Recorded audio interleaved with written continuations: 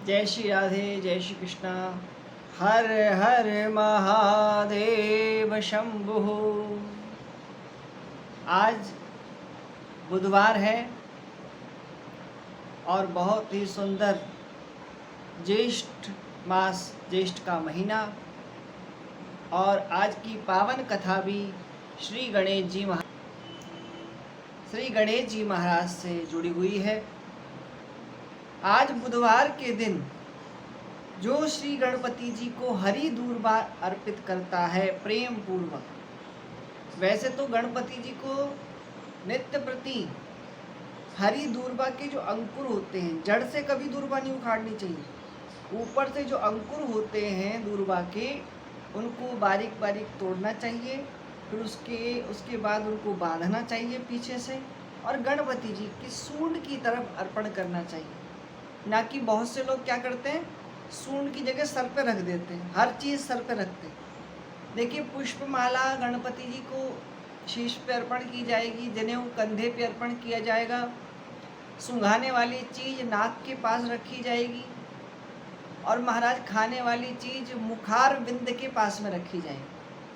अब हम सभी चीज़ें भगवान श्री गणपति जी, भगवान शंकर, हनुमान जी सभी के ऊपर रख देते हैं। ऊपर नहीं, ऊपर केवल पुष्प चढ़ता है, और पुष्प के साथ साथ अन्य सुगंधित द्रव्यों को भी आप छिड़क सकते हैं।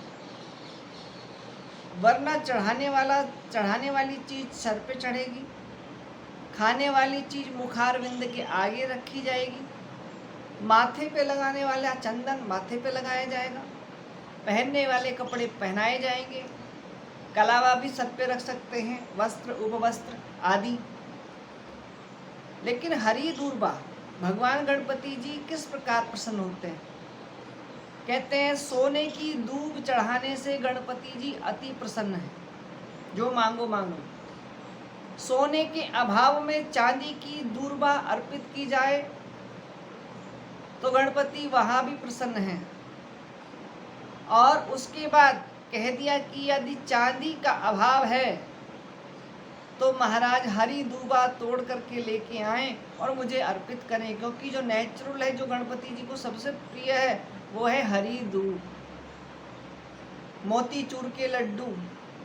अब मोतीचूर के लड्डू नहीं है किसी के पास में कि गणपति जी मेरा भाव तो केवल दूर्वा चढ़ाने का है, तो गणपति जी दूर्वा से ही प्रसन्न हो जाते हैं। चाहे 56 भोग ना लगाओ, लेकिन हरी दूर्वा गणपति जी को चढ़ानी चाहिए।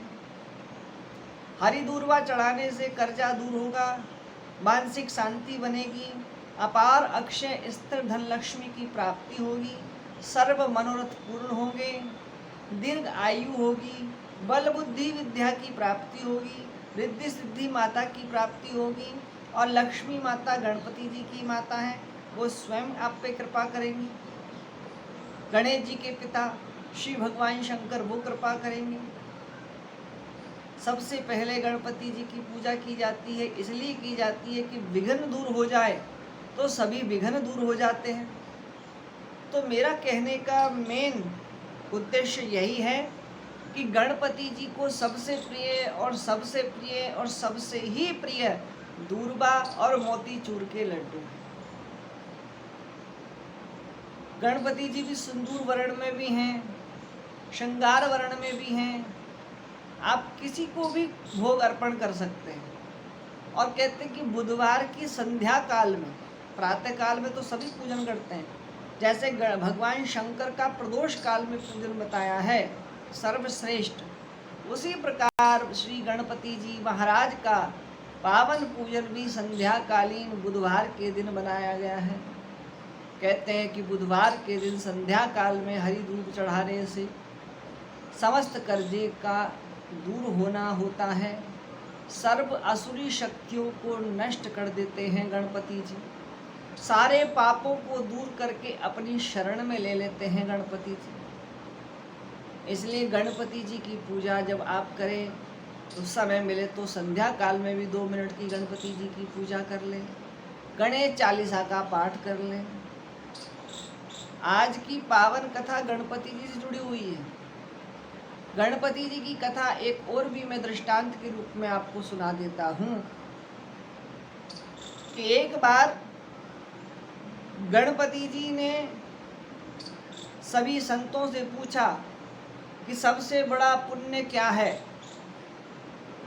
गणपति जी से सभी ने कहा, हे गौरी पुत्र गणपति, आप चाहें तो सब कुछ दे सकते हैं, आप चाहें तो सारे जीवन के जितने भी विघ्न हैं वो सब दूर हो सकते हैं, लेकिन हे गणपति जी, हम आपको एक वरदान देते हैं कि जो भी दुख की घड़ी में जिस समय जैसी स्थिति में आपको याद करेगा, आप वहाँ पहुँचने की कृपा करें। और आपसे विनती भी करते हैं कि किसी भी भक्त को निराश मत करना। गणपति भगवान कहते हैं, मैं उस व्यक्ति की हमेशा साथ हूँ जो भगवान गौरी शंकर जी के साथ में मेरी पूजा करता है। यदि गणपति जी की पूजा किए बिना भगवान शंकर की पूजा की जाती है तो उस पूजा का कोई फल नहीं मिलता। बहुत से लोग गणपति जी को जल नहीं चढ़ाते, सीधे जाके भगवान शिव को ही अर्पण कर देते हैं। ध्यान रखिएगा, भगवान शिव के विवाह में भी सबसे प्रथम गणपति जी की पूजा हुई थी, उसके बाद भगवान का मंगलमय विवाह हुआ था।